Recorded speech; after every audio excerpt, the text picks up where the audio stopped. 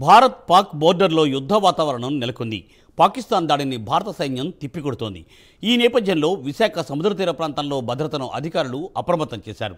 Harbour వద్ద Coast guards అనుక్షణం పహారా కాస్తున్నారు.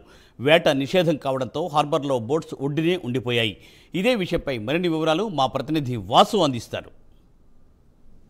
పాకిస్తాన్ యుద్ధం నేపథ్యంలో విశాఖ సముద్ర తీర ప్రాంతం అంతా కూడా ఉధృతంగా మారే అవకాశం ఉందని కోస్ట్ గార్డులు కూడా పహారా కాస్తున్నారు. మొత్తం కూడా మనం హార్బర్లో ఉన్నప్పుడు ఇక్కడ ప్రస్తుతానికి వేట నిషేధమైనప్పుడు కూడా హార్బర్కి మొత్తం కూడా బోట్లన్నీ చేరుకుని గత కొన్ని రోజులుగా కూడా ఇక్కడే ఉన్నాయి. కానీ హార్బర్లో ఉన్నటువంటి మత్స్యకారులు కూడా భయపడే పరిస్థితి వస్తుంది. ఎందుకంటే ప్రస్తుతం బార్డర్లో ఉధృత పరిస్థితి నెలకొంటున్న నేపథ్యంలో మొత్తం కూడా ఒకసారి చూడవచ్చు. మొత్తం భారీగా ఇక్కడికి మొత్తం వేటకు వెళ్ళాల్సిన బోట్లన్నీ కూడా చేరుకుని జట్టీలో కట్టేయడం జరిగింది. జట్టీలో పార్క్ చేయడం జరిగింది.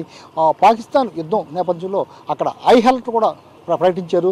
ఉన్నటువంటి రాష్ట్రాలు అయితే రాజస్థాన్ అయితేనే, గుజరాత్ అయితేనే, లేకపోతే జమ్మూ కాశ్మీర్ అయితేనే మొత్తం ఏ రాష్ట్రాలు మొత్తం ఆ రాష్ట్రాల అన్ని ప్రాంతాలు కూడా హై అలర్ట్ ప్రకటించడం జరిగింది. అదేవిధంగా విద్యా సంస్థలు కూడా మూసేయడం జరిగింది. ఎక్కడా కూడా ఎటువంటి అవాంఛనీయ సంఘటనలు జరిగినప్పుడు కూడా ఎదుర్కొనేందుకు భారత సంసిద్ధంగా ఉంది. పాక్ ఒక విధంగా కుటిల యత్నాలతో కుయుక్తులతో భారత్పై రాత్రి నుంచి కూడా మొత్తం యుద్ధ నియమాలకి విరుద్ధంగా యుద్ధం చేస్తుంది. వీటన్నిటిని కూడా ఎదుర్కొంటాకి భారత్ సంసిద్ధత వ్యక్తం చేస్తుంది.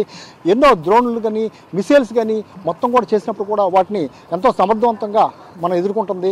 ఈ నేపథ్యంలో ప్రధానంగా విశాఖలో అతి పెద్ద నగరము, సముద్ర తీర ప్రాంతము, అదేవిధంగా ఈ విశాఖ నగరానికి ఈ సముద్ర తీర ప్రాంతానికి కూడా థ్రెట్ ఉంది. ఎప్పటి నుంచో కూడా థ్రెట్ ఉంది. ఈ నేపథ్యంలో గస్తీ కూడా భారీగా పెంచడం జరిగింది.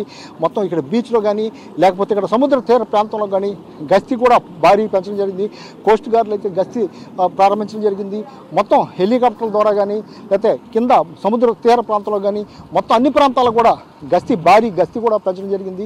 ప్రస్తుతానికి మత్స్యకారులంతా కూడా వేట నిషేధం కారణంగా బోట్లు ఇవి రిపేర్ చేసుకున్నప్పుడు కూడా ఈ యుద్ధం సమయంలో చాలాసార్లు కూడా పాకిస్తాన్ బార్డర్లోకి వెళ్ళటం, పాకిస్తాన్తో ఇబ్బందులు పడటం ఇవన్నీ కూడా గుర్తు చేసుకునే పరిస్థితి కనిపిస్తుంది. 54 సంవత్సరాలుగా ఎప్పుడు కూడా లేని విధంగా యుద్ధం జరగడం పట్ల అయితే వీళ్ళందరూ కూడా ఒక విధంగా భారత్కి మద్దతు తెలుపుతూ భారత్ సమర్థమైన యుద్ధం ఎదుర్కొంటుంది. పాకిస్తాన్కి తగిన బుద్ధి చెప్పాలని కూడా చెప్పే పరిస్థితి కనిపిస్తుంది. గతంలో కూడా చాలాసార్లు పాకిస్తాన్ అనేక కవ్వింపు చర్యలకు పాల్పడినప్పుడు కూడా ఎక్కడో కూడా భారత్ సంయమనంతో వహించింది. కానీ ఇప్పుడు మాత్రం ఎట్టి పరిస్థితులు కూడా సహించేది లేదని కూడా మొత్తం భారత్ తగిన బుద్ధి చెప్పే పరిస్థితి కనిపిస్తుంది. మొత్తం ఎక్కడికక్కడ ఎదుర్కొనే పరిస్థితి కనిపిస్తుంది. రాత్రి నుంచి కూడా చాలా మిసైల్స్ కూడా మొత్తం ఎదుర్కొంది, నిర్వీర్యం చేసింది. ఇప్పుడు జమ్మూ కాశ్మీర్ అవ్వచ్చు లేదా రాజస్థాన్ అవ్వచ్చు, బార్డర్లో ఉన్నటువంటి రాష్ట్రాలపై విరుచుకుపడుతుంది. ఒకవైపు మొత్తం ఏమీ చేయట్లేదు, మేము మొత్తం యుద్ధం ఆపేస్తాం, మీరు ఆపండి, మా మీద దాడి చేద్దామని చెప్తూ మరోవైపు యుద్ధానికి కాలు దిగుతుంది. రాత్రి 8:30 నుంచి కూడా కంటిన్యూగా యుద్ధం జరుగుతుంది. మళ్ళీ తెల్లారుజామున కూడా మొత్తం కాల్పులు జరపడం, మన పౌరుల మీద కాల్పులు జరపడం ఈ విధంగా చేస్తుంది. కానీ భారత్ మాత్రం యుద్ధ నియమాలు పాటించి యుద్ధం చేస్తుంది. పాకిస్తాన్ మాత్రం యుద్ధ నియమాలు ఎక్కడా కూడా పాటించట్లేదు.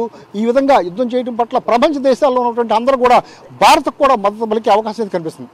కెమెరా పర్సన్ అరుణ్తో వాసు, ప్రైమ్ 9 విశాఖ.